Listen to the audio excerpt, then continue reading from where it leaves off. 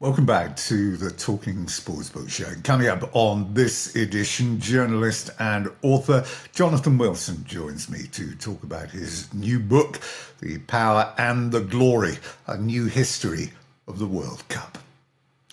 Firstly, though, before we get there, a reminder that if you've missed any of the recent editions of the show, you can catch up with all of them on the newly designed website. You can find that at www.talkingsportsbooks.com, that's all one word, or on any of the streaming providers. Now, we are only months away from the biggest ever World Cup, and author Jonathan Wilson has just released his new book. It is called The Power and the Glory, A New History of the World Cup. And what separates this book, I think, from the World Cup masses is its detail. It isn't just a fond glance back at some great players and some of the amazing games that we've seen over the years.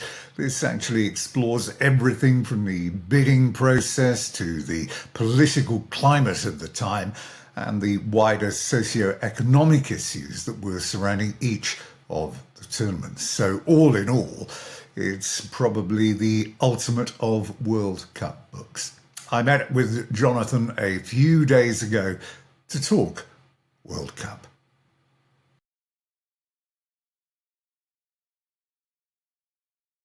Jonathan, it's great to meet you again after such a lengthy period, and I really enjoyed this. But I haven't finished reading the full thing. But what is great about books like this is that you can pick it up at any time, and you can just drop in on World Cup history. Although there's a chronological order, obviously, you can just think, well, let's go back and read about 78 again. Let's go back and read about 66 again. It's a brilliantly put together book, which doesn't have the usual, which is just tables, stats we've already seen and know about, and it just delves into a history that not a lot of people knew about. Yeah, I'm glad you say that, because that was sort of the aim. So I had a long discussion with the publishers. They were sort of, are you sure you want to do every chapter as a World Cup? And I sort of toyed with that, and I thought, no, it's the only way to do it, precisely because there will be people who think, actually, today I just want to read about the 1950 World Cup or whatever. Yeah. But then the key within that is not to treat each tournament as being discrete. There are lines that run through them all. And so if you wanted to, say, read about France's history at the World Cup, you will find there'll be 3 or 4 chapters in the middle of the book where they're not mentioned at all because they don't really impinge on the wider story.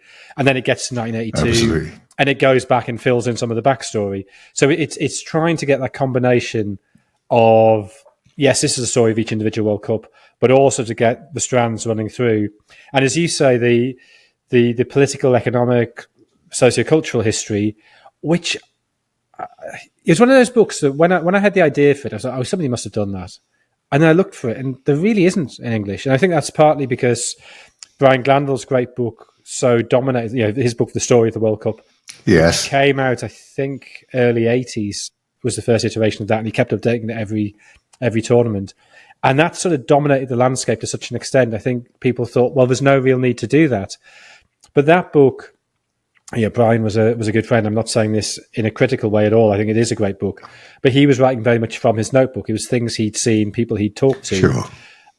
Whereas now we have the great advantage of the internet, that you can sign up to the National Library of Argentina for, I don't know, whatever it is, $6 a month, and you have access to every newspaper ever printed in Argentina. And that is a resource that just wasn't available to previous generations. And the funny thing is, you mentioned that, and those resources being available, they are available to everybody, but there are very few people that are prepared to put in the legwork to do it, which is what makes the book special. And, I picked out in particular the Brazilian team in the World Cup of 1950. And it's hard for people to realize or understand that Brazil have not always been a footballing superpower. And it goes back to 1914 and a touring team from Exeter City as to where it all began. Yeah, that's right. That a lot of those early tours, not just of Brazil, but I mean, even the earlier tours to Europe, in Hungary, their idea of the way football should be played was based on the Rangers tourists of 1905. In Argentina, they're obsessed by the Ferencváros tourists of, I think, 27. I could be a year or two out there, but these touring sites had a huge impact. So yeah, I mean, obviously there's an enormous number of influences on Brazilian football, but yeah, that Exeter tour, that sort of opened the eyes of Brazil as to what football could be and the levels that you could take it to. And a developing political climate. And football in Brazil was important for, well, Vargas, the government, the governor rather, who seized power after that election in 1930, the presidential elections. And the political parties are outlawed, civil rights are curtailed.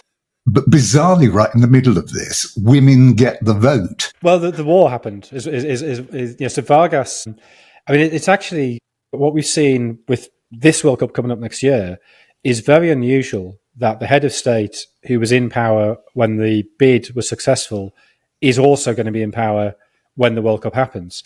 So it happened with Mexico in '86, but that's because it was decided in '83. It happened with Putin, although technically he was prime minister, not president, when that vote was held in 2010. I mean, clearly he still held power, but it's actually really unusual. So Vargas, he's put loads of money into this, building the Maracanã, the most futuristic stadium on the planet at the time. Official capacity of 180,000. I mean, actually, probably over 200,000 there for that last game against Uruguay. They're planning the new capital of Brasilia, but Vargas is toppled and democracy returns before 1950, and that was largely because of the Second World War. That Brazil ends up being allied to the Allies, and they realised that if you're allied to the Soviet Union, to have the Communist Party of Brazil as an outlaw party makes no sense whatsoever. So they have to sort of decriminalise the communists. And actually, the weird sort of knock-on effect of that is Oscar Niemeyer, who of course goes on to design Brasilia, hugely famous architect, urban planner. He was a communist. He would not have been allowed to do that had Vargas's government not lifted the prohibition on the communists. So, the sudden liberalisation in Brazil in the late 40s. So Vargas is no longer in power by the time of the World Cup. But that World Cup was seen as being Brazil really stepping onto the world stage as a major power. And of course, part of the reason for that is the economies of Western Europe have been hammered by the war. Brazil has not. And that's one of the reasons it's given the right to host that tournament essentially unopposed. Nobody else had the pockets to do it. And then, of course, football intervenes. And that's the great thing you find throughout the World Cup. All these plans of governments, all these plans of great leaders, that Brazil's great coming out into the world ends in arguably what remained its greatest ever humiliation with defeat to Uruguay in the very last game. What transformed Brazil was this arrival in 1937 of the Hungarian Dori Kirchner and coach of Flamengo. He'd worked under a guy that I know you've spoken incredibly highly of before, worked under Jimmy Hogan, didn't he? The architect, the original architect of total football. And I think you called him the most influential coach that there's ever been. But this Hungarian was the man that transformed everything. Yes, I mean, there's that Hungarian diaspora through the 20s and 30s is massively influential across the world.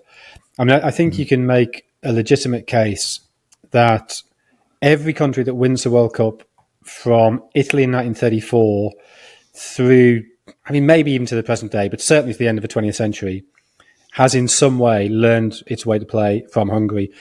England is the slightly dubious one there, but even they were forced to re-examine how they played after defeat to Hungary in 1953. The shock of that 6-3 defeat at Wembley in November 53 was what made English football say, actually, WM wingers, maybe that isn't the only way to play. But yeah, Kirchner's an incredible figure, way ahead of his time in some ways. So yeah, he played under Hogan.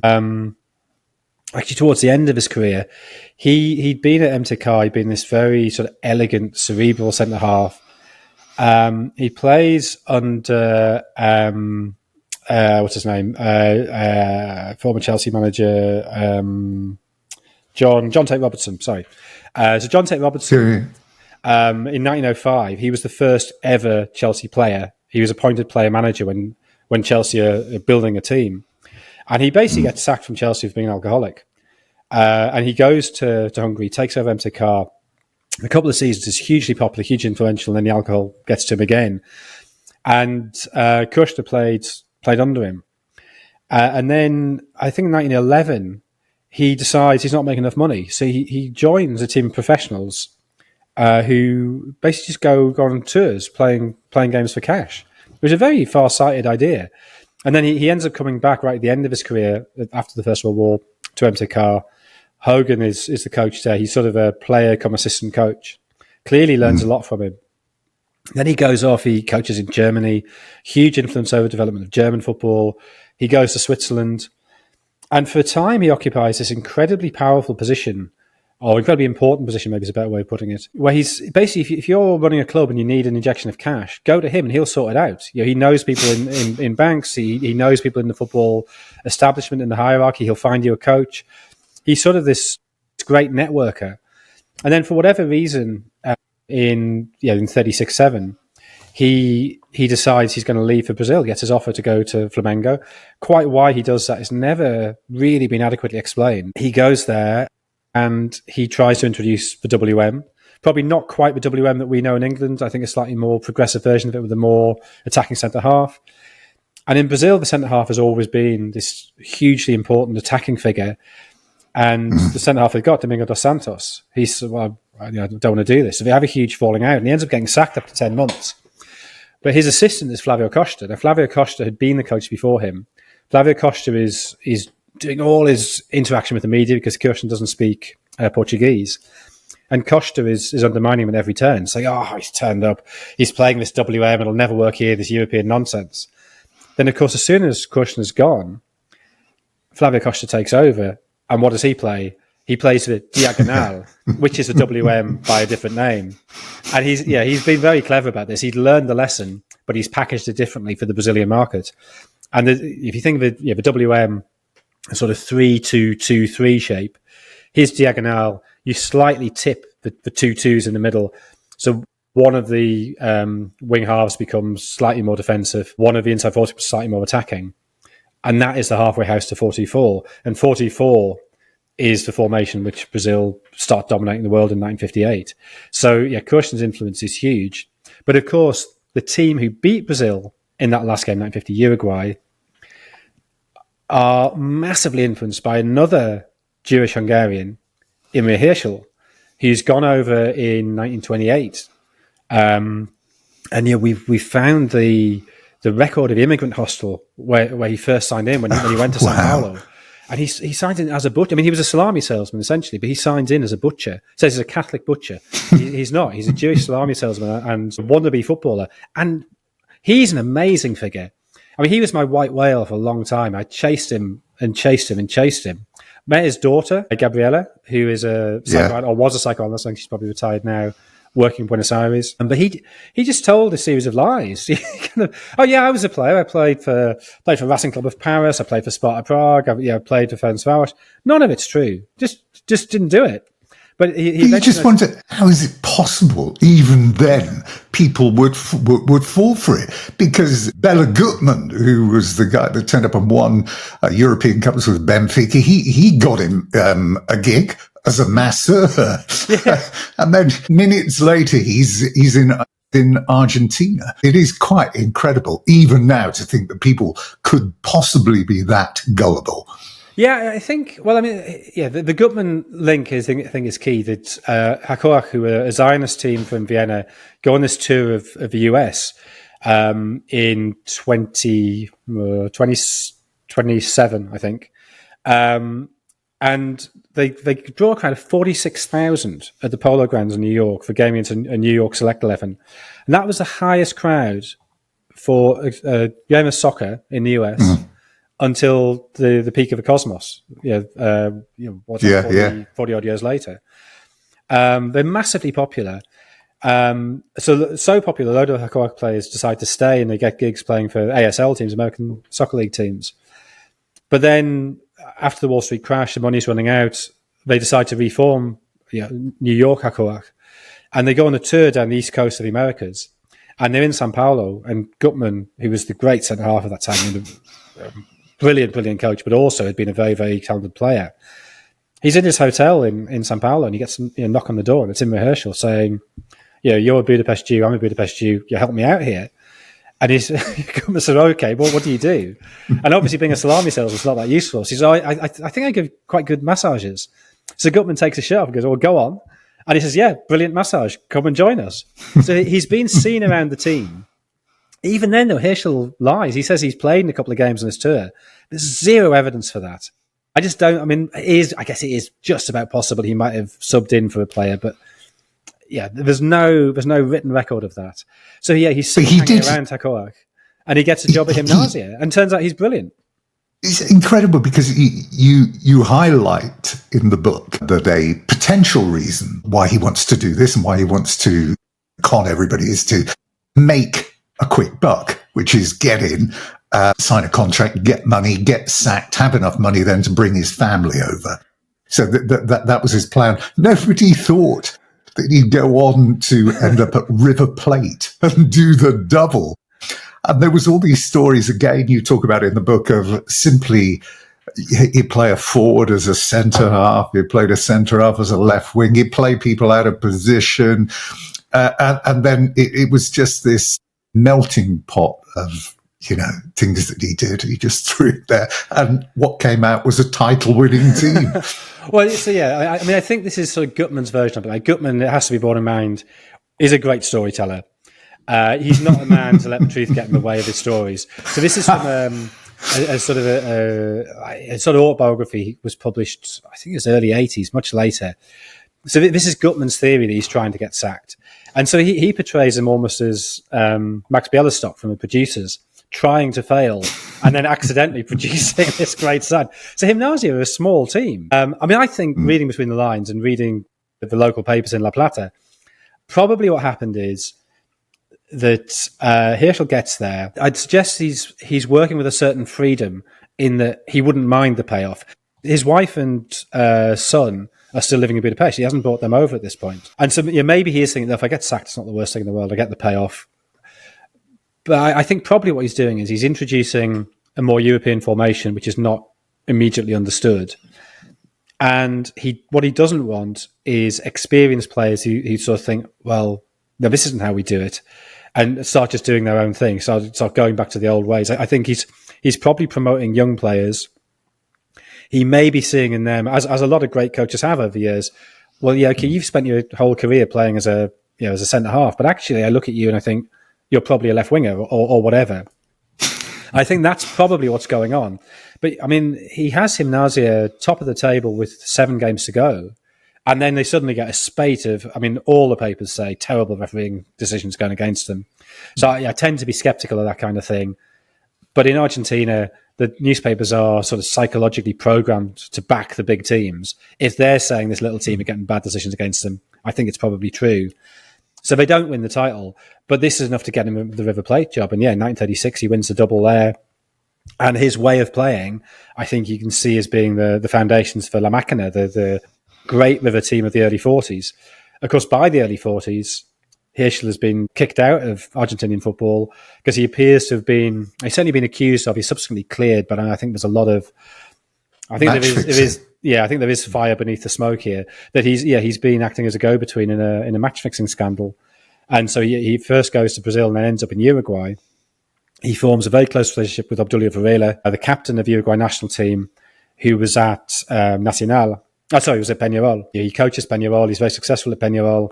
He's appointed national coach, but then the Nacional players all kick off again. So we can't. Peñarol and Nacional have this enormous rivalry. It's the equivalent of Rangers players saying we can't have a Celtic coach in charge of a national side. So he's forced to stand down. But it's equally clear for that last game where Uruguay have to beat this Brazil team have been hammering everybody. And they seem to have played some sort of sweeper, sort of 1-3-3-3. And Varela's never hid the fact that actually it was Herschel who told me how to do this. I was ringing him every day and he was telling me this is how to play against him. And Varela, I think he was the person who did the tactics, not the coach, Juan Lopez. The eve of that tournament, back in 1950, Mendes de Moraes, the mayor of Rio, giving this stirring message, because nobody thought that there would be anything other than a Brazilian world champion. I fulfilled my promise to build you this magnificent stadium. Now do your duty and win this World Cup. Yeah, the Maracanã, this magnificent one of the first concrete structures. You made that point as well. These are these other interesting little nuggets that stay with you. First concrete structure in Brazil, the Maracanã. Amazing. And then the day of that final, Mundo, the national paper, putting the headline on the paper that said, these are the world champions. I mean, incredible. Varelia, who you talk about showing it to all of the team in the dressing room, it's not ratified this, but it's said that they urinate all over it. Yeah, supposedly, yeah. See, I think that's actually in the bathroom at the hotel where the urination is meant to have happened. That he sort of went down to the sort of kiosk in the lobby, brought up all the papers, and they all stood around and showed what they thought of it. But yeah, the extraordinary hubris of it. But they had literally been winning every game by 4, 5, 6 goals, and they only needed to draw because it was a group stage at the end. And they take the lead in that game as well. Yeah. That's the other extraordinary thing. But I think that hubris. I mean, were you in Brazil in 2014 at the World Cup? No. So I felt something very, very similar then. There was a really sort of unpleasant is too strong a word, but there was a slightly unnerving jingoism to a lot of the response to that Brazil team. And I was sharing a flat with Miguel Delaney, who's now at the Independent, and in Rio, and we were saying to each other, if this goes, it's going to go. They're not going to lose 1-0. It could be 3 or 4. Didn't expect it to be 7-1, but you could feel that same process, the sort of the whipping up of the hysteria, the sense of we've done it. All we got to do is turn up, and it's ours. And then when Neymar fractured his vertebra against Colombia in the quarterfinal, walking the streets next morning, this sort of sense of sort of mourning around the place. It was a little bit like I happened to be at a birthday party in Derbyshire the night that Diana died, and the next morning walking to the bus station in Derby, very similar feeling. You could just sort of sense the weight of this event crushing everybody, and yeah, sort of the emotional investment was too great. And then before that semi-final, David Luiz waving Neymar's shirt about, and everybody on that massive sort of this sort of nationalistic hysteria. And then of course the perfect team to take advantage of that, Germany, who just sort of let it all wash over them, whereas other teams maybe would have quailed in front of it. But I assume it was something very similar happened, a similar mood in 1950. And the message to the Uruguayan team was very simple and very plain from their Football Federation delegates. Maintain your dignity, don't lose by more than 4, and don't get anybody sent off. Yeah. The thing is, they hadn't really played very well in that tournament. They because of various withdrawals, it was only 13 teams at that tournament. So they got through the group by playing 1 game, and then suddenly they're in the final group. So I mean, they... Up until that game, which is arguably the greatest achievement in the history of World Cups, they really hadn't had to do very much to get in that position. I don't think they've really been tested. One of their players supposedly was so sort of overwhelmed by the atmosphere that at the anthems, he wet himself. I mean, a lot of urination going on that Uruguay side. And then there's 0-0 at half time, but then they go behind, and everyone must have thought that was over, and then they come back. And Alcides Jachir scores the winner, and it's such a rubbish goal. It's almost made more perfect by the fact the goal it's not a great goal. He cuts in from the right, everybody's expecting him to cross it. He shoots, and it just sort of bundles in at the near post. And then the thing that makes it, I think it's so evocative, is it bounces right on the line. There's this sort of kick of chalk dust goes up, and loads of the reports refer to it as being like gunsmoke. And this then later, Brazil, it's become so common in Brazil to talk this as of a national tragedy. And some slightly distasteful comparisons to Hiroshima or the Waterloo of the tropics, I think somebody calls it. But also people say this is like the Zapruder footage of the Kennedy assassination, this sudden puff of smoke, of chalk dust, and sort of in that sort of the hopes of a nation disappear. Barbosa, the goalkeeper of the tournament, was never allowed to forget that goal, was he? And there's again another piece in the book where you talk about a woman in a shop. This is in 1970, 20 years afterwards, pointing to her son saying, "See that man over there? He's the man that made Brazil cry." Nobody ever let the guy forget it. And he was almost a national symbol of bad luck. The BBC, you mentioned in the book that the BBC television team tried to get him in 94 in the World Cup into the Brazilian camp, to do features and interviews and whatever, and they wouldn't let him in. It was, "Go away, we don't want you." Well, I mean, that was Mario Zagallo, who's the coach at the time, who'd been a player. He wasn't in the national team in 1950. He's a player by 1958, but he's obviously part of that environment. And saw him as bad luck. I mean, I think, and Barbosa himself, he managed to get the goalposts from that end, and he burned them at a barbecue at his house 7 years later. Just a symbolic expiation of his sin. But I mean, he's come back in the side by 54. He has 4 years out of the national team, but they do bring him back. Then I think he breaks his leg, so he doesn't really get the chance to produce the performance that might have allowed people to forget that. But it's a shot that goes in at his near post. It's not the worst mistake in the world by any means. And, goalkeepers make mistakes. It happens. But I think it's not insignificant that he's black.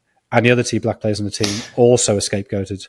And I think that's the sort of subtext to all of this, that there's been a lot of talk in Brazil about what is it that makes Brazil unique. And you have Gilberto Freire, who's a sociologist who gained great popularity, people were very familiar with his work at the time, saying, Brazil is this great nation because of the mixing of races, that it creates something unique. Mm.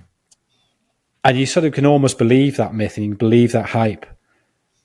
And then when it comes to crisis, who gets blamed? It's the three black players.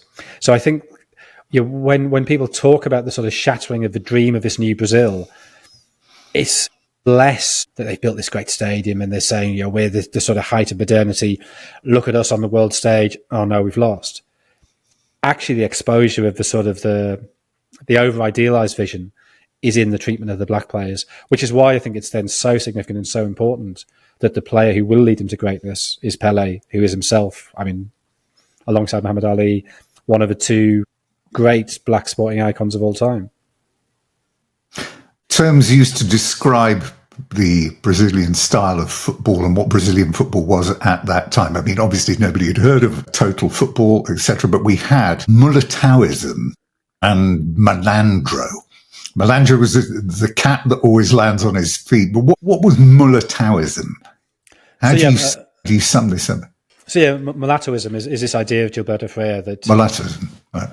That this mixing of races in Brazil has produced something unique, and I think, I mean, you mentioned the Maracanã and its architectural significance, but it's sort of, I think I was about to say that people say this, I think it is true myself, that it's representative of the European modernism, but with the curves, sort of the sensuous curves of Lusotropicalism, if you want to use the terms they used at the time. But it is this blending of the European and the local in South America. I mean, racial politics in Brazil are clearly immensely complicated. Large population descended from slaves, which is less true elsewhere in South America. And this is where the figure of the Malandro comes in, that he's a figure from West African folklore who gains a new life in Brazil and is sort of this sort of trickster. I guess it's not totally removed from the Pibe in Argentina, but there's something slightly more mystical about it, that it's somebody who understands the spirit, understands how the world works at a spiritual level as well as at a material level, and is able to somehow harness that. So the cat who always lands on his feet, somehow having this instinctive understanding of what you have to do to get away with it. I want to mention one other World Cup, and this was the chapter Cold War by Other Means, and politics plays a key role, a significant role here, because we have East Germany qualifying for a first ever World Cup. We've got plenty of Eastern European presence, Poland, Yugoslavia, Bulgaria, but the Soviets weren't there. This was the first story here after, again, these things that maybe get lost in the mists of time that you bring back. Because they'd refused to play the second leg of the playoff against Chile in Santiago, scheduled for November of 1972. And we had the coup with Pinochet ousting the previous government, the Marxist leader, Salvador Allende. I forget his name now. Yeah, Salvador Allende. And the national stadium where they were going to be playing the playoff, which was used as political prisons, up to 20,000 political prisons. But again, one of those stories that maybe just sort of gets lost in time when you look back and you think, oh, why? They had a great team then, some great club sides. Why weren't they playing? But that was a big story. Oh, it's huge. And I tend to be quite pro Stanley Rouse. I think Stanley Rouse gets a bad press. I think João Havelange, the Brazilian who defeats him in the FIFA presidential election in 1974, I think Havelange was very good at portraying Rouse as being this sort of crusty old Englishman, this sort of totem of empire, which just isn't really true. It just doesn't really fit. But anyway, leaving that aside, I think Rouse's FIFA make two terrible decisions, terrible errors. One is over apartheid South Africa, which is another issue we can go into another time, but I think he gets that badly wrong. But he sends a team to look at the Estadio Nacional in Santiago and say, is it true it's being used as a prison camp? And it's not just a prison camp. People are tortured there. I think estimates of up to 400 people murdered there. And some really horrific stories. So there was a sort of leftist folk singer who had every single bone in his hands broken, so he couldn't play his guitar anymore. It's just an awful place. And if you go to the Estadio Nacional now, it's a fine stadium, but they leave, I think it's 13 seats empty behind one of the goals to memorialise those who were killed at the stadium. And this inspection team sort of says, oh yeah, there are some people there, but they're just people who were made homeless by the coup, and they're just waiting there till they're resettled.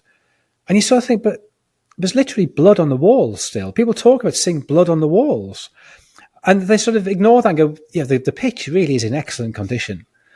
And they're sort of completely missing the point. And the Soviets, I think, entirely understandably are saying, this was a Marxist regime, a democratically elected Marxist regime, whose adherents have been butchered in this stadium, and you're asking us to go and play a World Cup playoff there. So, I think whatever their political affiliation, any visiting team would have every right to say, I'm really not comfortable about getting changed in this changing room, that God knows what's happened here in the last few months.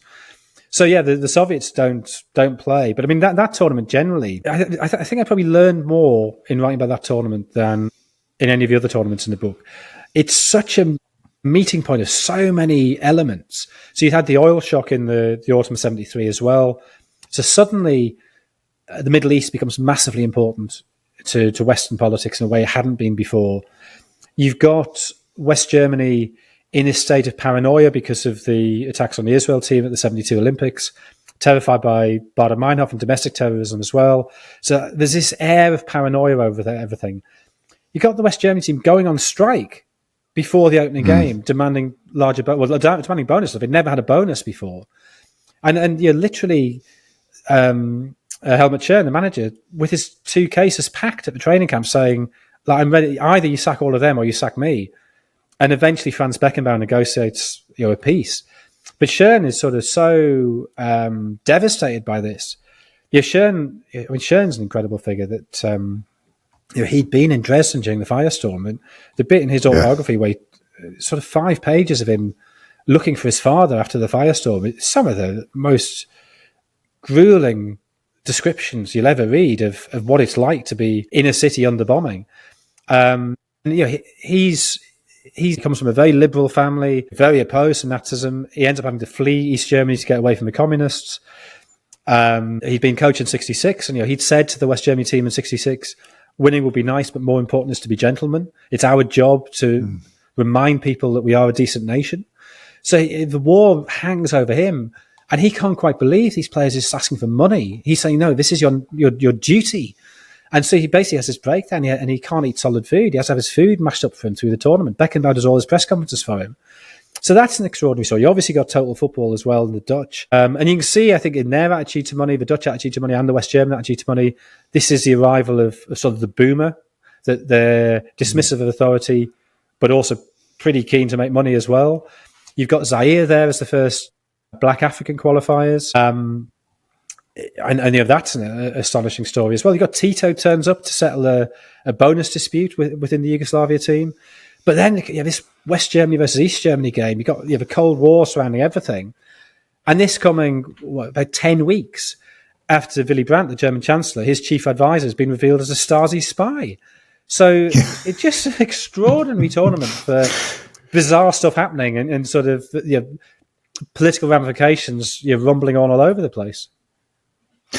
You mentioned Havelange, and it was CONMEBOL wanting Havelange to stand against Rouse for FIFA president. And you're looking at how they're going to acquire the votes. Maybe he wasn't going to get the votes in Europe, but for the first time, there was this understanding and recognition that, listen, we need to get out and start putting on the charm offensive. If we do it in Africa, there's a whole lot of votes there that we can get with, the odd envelope going here and there. And that's what they did. Havelange set off with Pele, didn't he? Promising this, believe it or not, expanded World Cup and a Youth World Cup. And they headed to Africa and they put on their charm offensive there. And there was still talk as well of people seeing envelopes of cash being handed around.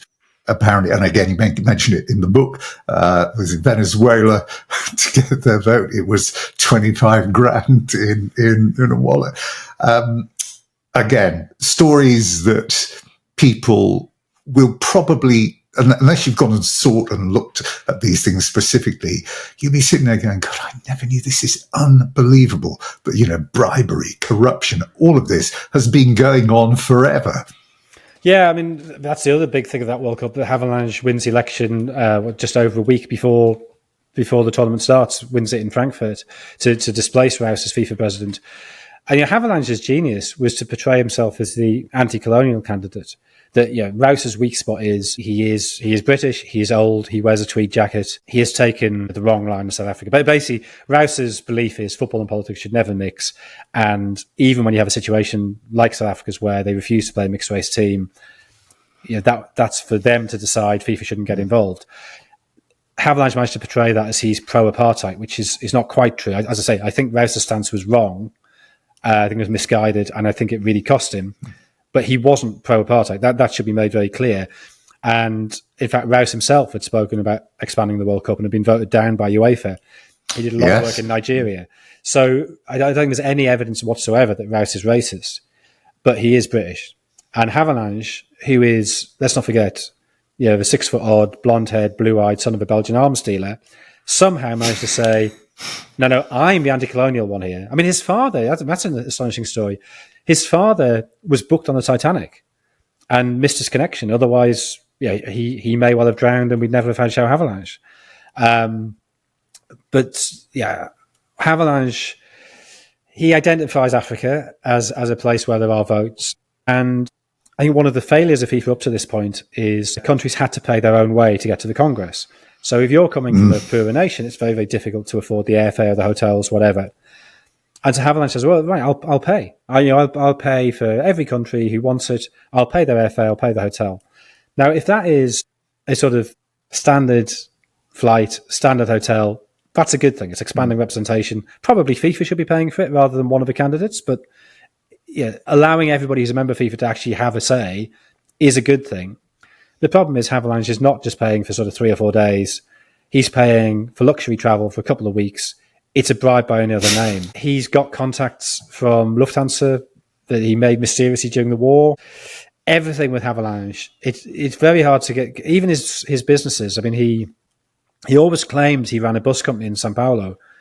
I think he might have been the lawyer for that bus company. I'm not sure until, maybe later he did own some shares. There's a one of his former business partners, a bloke with the magnificent name of Haddock Lobo, who ends up being fleeced by Havelange and is furious about it. But obviously nobody listens to him. And so Havelange is spending this money all over the place. Nobody knows where it's coming from. And yeah, he gets the votes and Rouse is toppled. Now, it's often said that admits this world of commercialism to football. I don't think that's quite true, because I think Rouse was aware of the commercial possibilities and commercial necessities. But Havelange certainly opens the doors wider than Rouse ever would have done, is a little bit less discerning with it. He appoints Sepp Blatter, who does the deal with Coca-Cola, which is still going today, which is really underpins FIFA's finances for a long time. But mainly it opens the door to corruption on a massive scale, and FIFA's never got rid of that. The Brazilian Federation had a shortfall of something like $6.5 million, but they decided to pursue Havelange in any legal way would be not only embarrassing, they wouldn't perhaps find the money. And then there was the chemical company, Orwec, his chemical company. This was another one. And in the end, it was the government state-owned bank that had to provide support for the Brazilian Football Federation, which again seems just incredible. Yeah, I mean, Orwec still exists, so we've got to be slightly careful what we say about them. But as far as I can tell now, they're a perfectly legitimate chemicals firm. Back in the early 70s, I think there's some question marks. They did a deal with the dictatorship in Bolivia. I think they were providing them with arms. So, yeah, essentially, there was this inquiry by the Brazilian government. They find this shortfall. They realise Havelange is responsible, but they also think he's president of FIFA, and that's quite useful for Brazil. So, we won't pursue him too hard. And I guess that's the advantage of having a dictatorship. You can get the state bank to bail you out. Of course, what then happens is Havelange falls out with them, largely because his son-in-law, Ricardo Teixeira, who people may remember from the various FIFA scandals of 10, 15, 20 years ago, they keep stubbornly refusing to make him president of the Brazilian FA. And so Havelange actually seems to have worked against them when they were bidding for the 86 tournament. So 86, people who don't know, is meant to be in Colombia. Colombia had been awarded, I think 72, a long, long time before the tournament. And then partly because of the political unrest in Colombia and partly because of an earthquake, they ended up having to pull out in early 83. So there's then Brazil, the US and Mexico are all sort of scrabbling around trying to host 86. Havelange, by coincidence, after the 82 World Cup final, had got a lift with the head of the Mexican Federation to Mexico City on his private jet. Odd that shortly after that, they decide that Colombia can't host this. And you got the Henry Kissinger giving this hour-long speech for the US in 83, and he can hear the Mexicans celebrating in the bar below. And the Mexicans giving this very desultory 12-minute speech. But they know they've won it. They're on the champagne. Kissinger just doesn't even bother finishing his speech and comes out with a line, "It was enough to make me nostalgic for the Middle East." One thing that does need to be talked about is the fact that for the very first time, we were seeing African football on our television sets. So we had Zaire involved. Now, this country has seen significant upheaval and conflict. Mobutu Seko had taken over in 65 on that CIA-backed coup to oust Patrice Lumumba, who was then executed in particularly gruesome circumstances. Now, his role, Seko, was to use sport to consolidate his position and to raise the profile of the country through sport. And first of all, they'd had, obviously, the rumble in the jungle. But football was it. But this team was the African champions. They won AFCON. And interestingly enough, again, something else that you picked up in the book is they banned all their great players from leaving the country. So they had them all home-based. People literally knew nothing about them. Yeah, I mean, it's the kind of thing that just couldn't happen these days. You could get a team essentially from nowhere. Nobody knew anything about any of the players. I think that's one of the... to say it's a shame is slightly wrong, but even sort of in the 80s, Josimar suddenly exploded into our consciousness in 1986. Nobody in Europe had ever heard of him. Whereas now we'd have had these sort of frenzied pieces for weeks before the tournament of Brazil's right back is injured. Who are they going to bring in? Who is Josimar, the young Botafogo fullback who's stepping into Branco's shoes? Zaire, nobody knew a thing about them. They'd actually all been designated sort of works of art. So that was legislation they used. That sort of national treasures in a very literal sense. But part of the problem was that half the team came from AS Vita, who were the team from Kinshasa, who was sort of notionally, Kinshasa was a sort of Mobutu stronghold. But half the team played for the team that's now todayb Mazembe, but at the time was Tout-Puissant Engelbert of Mazembe, which is up in Lubumbashi, which is a Lumumba stronghold. So there was tension there anyway. And then they've qualified, they go to West Germany, and they're essentially prisoners in this luxury hotel. And they're not allowed out. And they get very, very bored. They're not given spending money, so they can't even buy food in the hotel. They're very reliant on what they're given. Nobody's quite sure where the money is, whether it just hasn't been provided, or whether it's been stolen by the Secret Service agents who are with them. And then they get hammered in their first game, 9-0 by Yugoslavia, and obviously everything gets far worse. They use 3 different goalkeepers in that game, and it's all chaos, and it's all a bit embarrassing. And then you get Mwepu Ilunga, the famous moment when he runs out of the wall and kicks away the Brazil free kick. And you got John Motson on commentary saying, naive, or what a piece of African naivety. And actually, it turns out to be much, much more sinister, that they've been told if they lose by more than 3, they will not see their families again. So they were 2-0 down with about 15 minutes to go when that happened. And he's basically just trying to waste time because they can't risk losing 4-0. So the pressure those players were under. And you can see, when the camera cuts to the bench, you can see arguments among players on the bench. The AS Vita players and the todayb Mazembe players just do not get on at all. The government official accused them of bringing shame on the country. All of the things they've been promised, the cars, the bonuses, the houses, none of it ever materialised when they got back. And the ruling government lost interest in football. They pulled out of AFCON, didn't they? And you rarely heard of them for another decade. Yeah, that's right. And I guess the Rumble in the Jungle which was later that year, was 2 months after the World Cup, I think maybe 3 months after the World Cup. That was their last great attempt to use sport. And obviously, that now stands as one of the great sporting events of the 20th century, but partly because of the bizarre circumstances in which it was staged, and particularly because Foreman cut his eye and they had to, they were sort of hanging around for 5 weeks, weren't they, with James Brown playing a concert every night. Yes.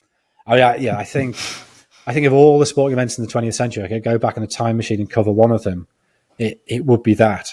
Imagine going on the lash with George Plimpton and Norman Mailer every night to a soundtrack of James Brown with Muhammad Ali going on training runs around you. It would be, that would. I spent an evening with Larry Holmes and talking with him about that, and because he was part of the Ali camp then. The stories were quite incredible. But just going back to a few days before that final, we talk about mind games creeping in potentially. Bill running that story about the Dutch players being involved in parties with naked women at the Wald Hotel, and that there were photographs which never materialized. Cruyff always denied it, and in fact said later when they were looking back on the performance in the game, sometimes you can lose games in your head, and that looks like it might have been one of them.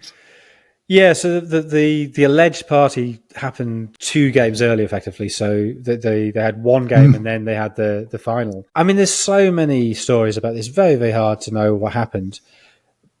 But I tend not to believe Cruyff on this. I think enough other players say, there was a party. Some people spilled out down the swimming pool. People were skinny dipping. I don't think there's anything more than that. But Cruyff's wife was upset by this. He apparently spent a long, long time on the phone. And the Cruyffs always said, she was in Spain at their sort of holiday house in the Pyrenees, and it didn't have a phone line. But actually, Dutch journalists have tracked down the fact that she spent sort of a significant period of time. I think it was at her father's house, where obviously they did have a phone line. And people talk about Cruyff in the hotel lobby on the phone all day. So, I think that was a huge distraction. One of the people who went skinny dipping was a German journalist, which is where the story came from. as you say, the photos never materialised. I suspect there never were photos, but it makes it seem more salacious if you say you have those pictures. But it then sort of creates the great Dutch myth of underachievement, that when it comes to the last, there's something self-destructive about them, and that's almost become part of their beauty now. That their football is almost too, at its best, is almost too beautiful to win. They have to destroy it before it can actually win something. The message from Beckenbauer on the eve of that game was the only way to make up for losing to East Germany is to just go out and win this World Cup. Yeah, which is, of course, what one of the East German players happened to sit on the plane next to a West German politician. Yeah, that's what he said to him. I'm sure West Germany will win this because having beaten us, having lost to us, they will have to put it right. And so they had a bet for 5 bottles of scotch. And when the West German politician then delivers it, the poor player ends up being suspected by the Stasi of, why are you consorting with the enemy? So yeah, I think that clearly was part of the motivation. But I also think that if you watch the game now, it's quite a strange game. But although the Dutch score very early, they then sort of switch off and they're pretty poor for the rest of the first half. Go 2-1 down, and then second half they play well, but they just can't get the equaliser. There, again, another little aside as to the reason why they lost that game. The tape by the group or the rock group or the pop group who were actually present at that party, allegedly, Cats, the tape had gone missing, and the music that was actually played was Sorrow by David Bowie. Which is one of those stories, it's almost too perfect. You think that can't be true. But maybe it is. Maybe stories are too perfect because it is actually what happened. But it seems such a strange choice. It's not going to get you going before a major game, is it? No, and lastly, the comment from the Dutch commentator at the end of the game, which became infamous as well, quote, "We've fallen for it again," which is reference, of course, to the Second World War. Well, he always denied it, but what else was he talking about? I mean, it must have been that. So specifically, this idea of the Netherlands, we're this major trading partner of Germany, their own neighbours. They're actually we're quite similar to each other. Surely they wouldn't invade us. And then the next thing you know, they're bombing Rotterdam. So I can't, everybody listening to it seems to have understood it as a reference to that. And I really can't see, and even the commentator himself can't really explain can't offer an alternative explanation. So I think that is absolutely what he's talking about. And then by 88, when the Netherlands and West Germany meet in the semi-final of the Euros, it's explicit. Ronald Koeman is talking very clearly about getting revenge for the war, and there's a story of fans sort of throwing bicycles in the air, saying, "We've got our bicycles back," a reference to bicycles being confiscated during the Second World War by German troops. So I think it's sort of understated in 74, but it becomes explicit by 88, and I think that's something you actually see.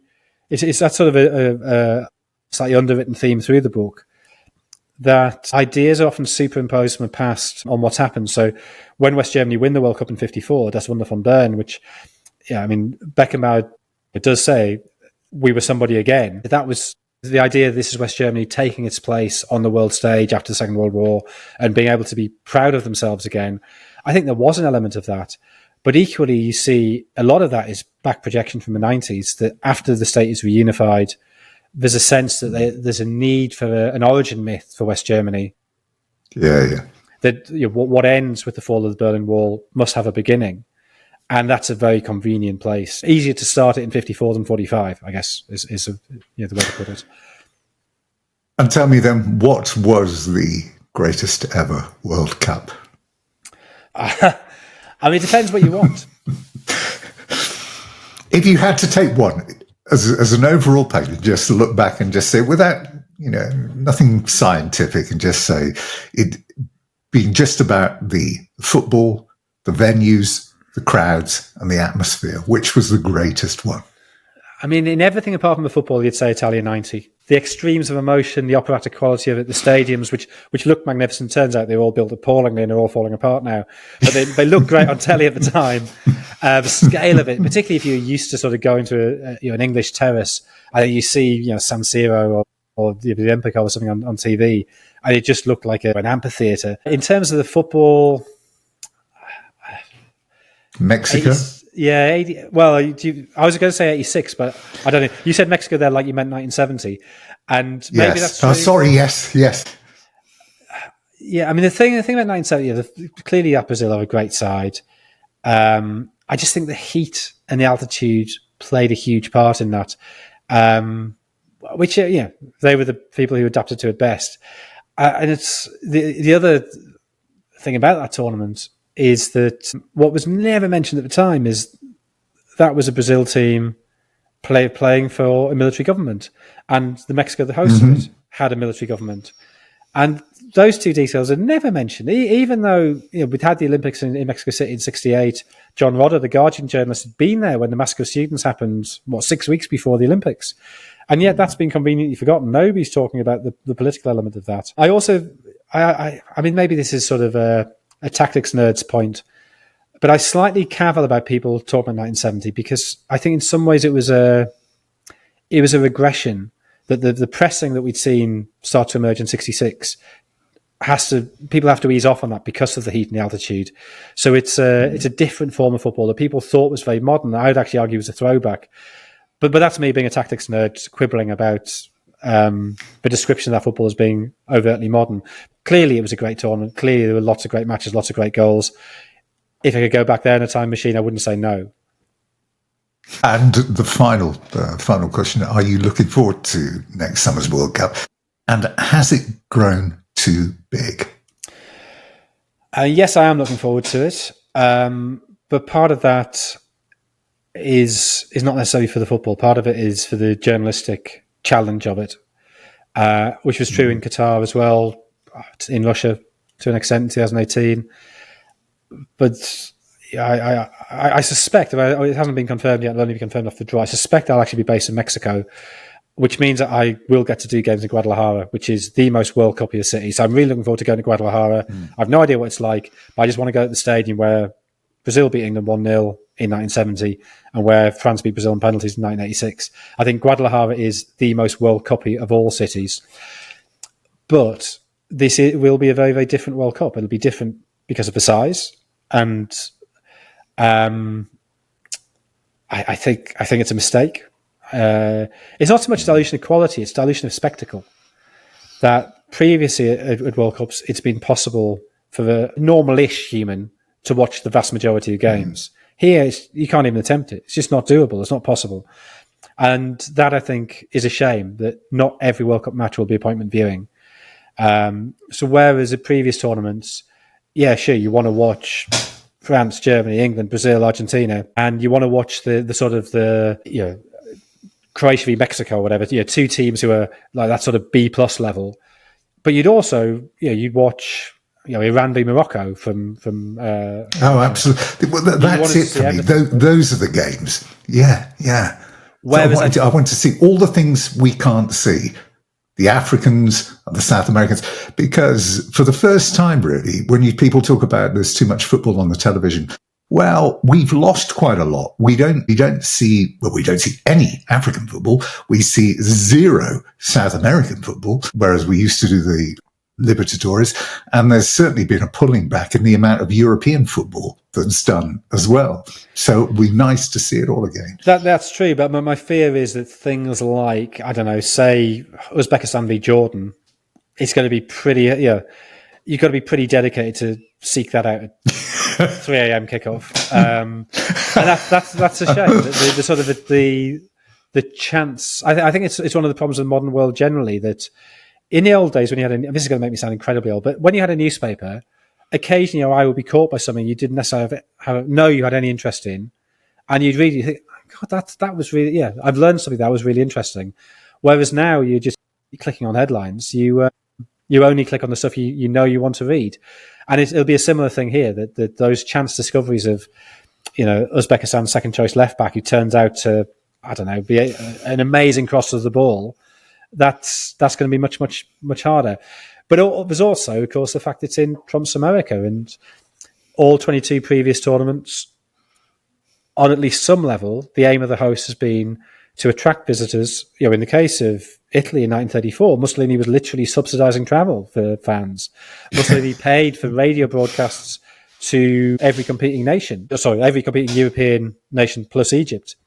There was a real desire to broadcast the hosts, and they wanted people to go there, to enjoy it, to see it was a great country, and go back and tell people about it. Now, obviously, if you were gay or Jewish going to Qatar, that you would not think that was true. But in the vast majority of cases, vast majority of people, that is true. Whereas we now have a World Cup host that appears actively hostile to the rest of the world. In 2017, Gianni Infantino said to Vladimir Putin, if you do not give an automatic visa with a match ticket, then we will take the World Cup away from you. Whereas we now see Infantino cozying up to Trump, and we know there will be no Iran fans at the tournament because Iran are on a banned list. Not even all of Iran's backroom staff are going to be allowed to go. We know that, say, you come from Ecuador, you qualified second in South America. Ecuador could be one of the stories of this tournament. Or if you come from Colombia, the visa wait time, you say you'd applied on the, as a final whistle blew in your final qualifier, the moment you knew you were going, if you applied for a visa at that second, it was already too late. So that's a real problem. That's going to impinge on the atmosphere, and that's before you get around to talking about what ICE might do around stadiums. We saw Argentina was supposed to be playing Puerto Rico in Chicago last month, and they had to move that to Fort Lauderdale. That because of the activities of ICE within Chicago, it was seen as unsafe for Puerto Rican fans. So that's an atmosphere that I think will be. It's not like anything we've ever known at a World Cup before, and I don't know how that will play out. Well, I just had to ask you one final thing. Was who's going to win it next year? I think Argentina still look pretty good. Maybe Messi's a little bit too old now, and carrying him. If Scaloni can work out a way of using him from a bench, maybe they still can. Spain, I think, is significantly the best team in Europe. France have got a great squad. I don't think Deschamps particularly helps them. I think even in 2018 he was holding them back.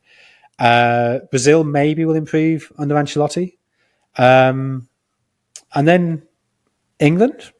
It feels slightly odd to say that, but they've got a great squad, and the last two games, Tuchel appears to have worked out what he's doing with them. So I can't see. There's no obvious outsider apart from maybe. I think Ecuador will do well, but they're probably not good enough to really challenge her. I'm keen to see Ecuador. The African teams, Morocco, I guess semi-finalists last time. They've got a home Cup of Nations to come December, January. Possibly they can go one better. I think the team who's actually, Senegal, obviously. The team who've really impressed in African qualifying is DR Congo. We were talking about Zaire earlier, but they're only in the playoff. They were 2-0 up against Senegal at home in 3 games ago. And if they'd hung on to win that, they would have qualified, but they didn't. They were beaten 3-2. They are the nearest thing we could get to a really exciting outsider where their players are not household names. We could do something, but they have to get through the playoffs, and the playoffs are brutally hard.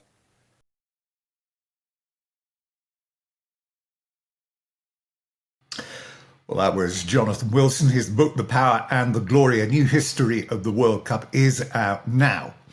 And that is it for this edition of the show. Don't forget, head to the website, www.talkingsportsbooks.com, or any of the streaming platforms to catch any of the previous shows that we have released over the last 6 years. They are all available to stream or download. Thank you very much for watching, and I look forward to having your company again on the next show. Until then, from me, Tim Capel, bye-bye for now.